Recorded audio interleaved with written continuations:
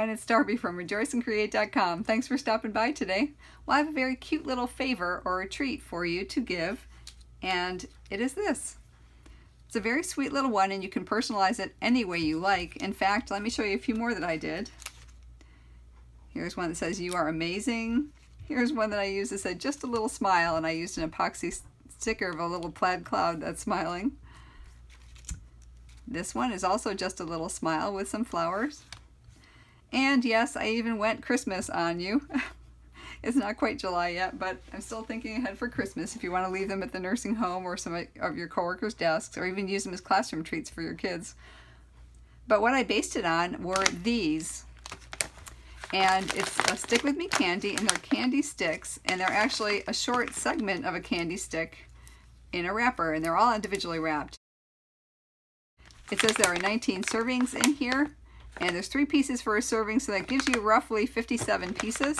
So if you use a full piece of 12 by 12, you can use 3 pieces of 12 by 12 and one of those bags and get 54 treats. So you can make it very cost effectively too. But what you need for this project is simply a piece of paper that is 2 inches by 4 inches.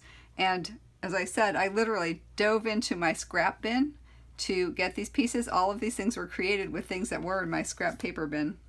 You'll also need some scrap paper or cardstock for sentiments and whatever you want to embellish it with. And I'm going to use a white ribbon, which I actually also grabbed out of my scrap ribbon bin.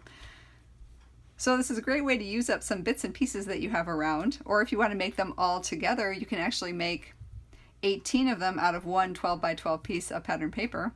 All right, so let's go ahead and get going.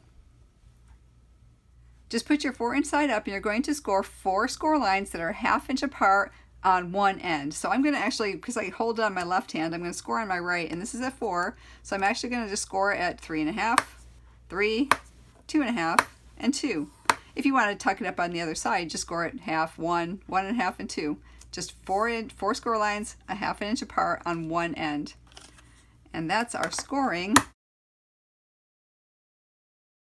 So for the other end, what you would do if you had a tag topper punch that you wanted to use is you just tuck it up in the tag topper punch and go ahead and punch. And it makes it very easy. And this is no, this is still current, but I have 2 retired ones as well, and I know there's a new one that had come out from Stampin' Up! If that's something you like. But you don't need the tag topper punch. You can actually just punch a border along the top, which I think would be very fun. Or you can just take a pair of scissors, and to make it look like an old-fashioned tag, just cut a triangle from this side, flip this triangle over, keeping the top at the top, and then just use that as a template for your other side. And that makes a cute old-fashioned top of a tag. Okay, so all we have to do now is fold up our score lines. So let's go ahead and just fold them, and this is pattern paper, so I'm not even pulling out my bone folder, and they can go very quickly because of that. 1, 2, 3, and 4. Okay. Now, if you notice, on some of these, they actually have a little bit of a reveal of the candy. That one, and this one has some stars on it. And if you want to do that, what I would do is punch between the second and the third segments. Okay, so we have the first segment, and that's going to be glued. We have the second and the third, and that's what this becomes. The second and the third segment is what you'll see. So that's where you want to punch. So I'm going to go ahead and punch a little decorative reveal. And because of the pattern on the paper, I'm going to use this little flower because it kind of reminds me of a little asterisk looking thing. So let me go ahead and punch it in the second and the third. I'm going to punch one down here and maybe one up over here. Now you could also punch out a little oval, and I used a circle punch here actually and just punched it on that one score line between the second and the third segments. And then on this one, I didn't use a reveal at all because the colors kind of clashed with my Christmas colors, so I just left it solid. Okay, so let's put that together. So let's just go ahead and flip over the last 2 sections. We're going to put some adhesive on the very last section, and we're just going to fold this over.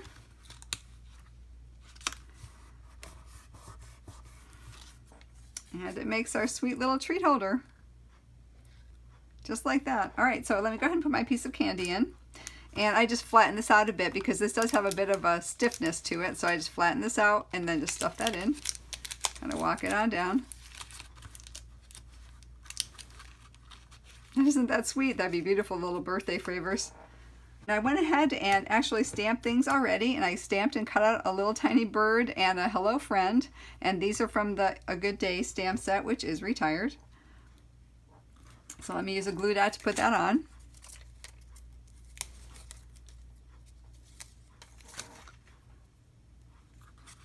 Let me just tip that up for just a second so I can center it. Alright, so there's my hello friend. Alright, so let me stick on the little bird.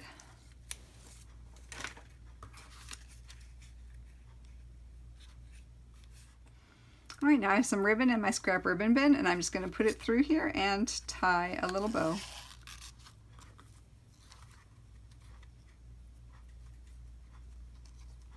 Okay, so I think that makes a very sweet little tree, and it's very quick, and you can use up scraps, or you can cut it from one piece of 12 by 12 and get 18 of them.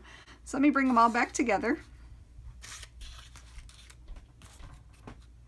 So here are all the ones I made based on what I found in my scrap bin, but I'm sure you can personalize it to your occasion or use as well. Well, I hope you enjoyed the project, and if you liked the video, please subscribe and hit the bell notification icon to be notified of new videos as I upload them. For more information on this project and others, please go to rejoiceandcreate.com. And as always, until we meet again, I hope your days are blessed. Bye!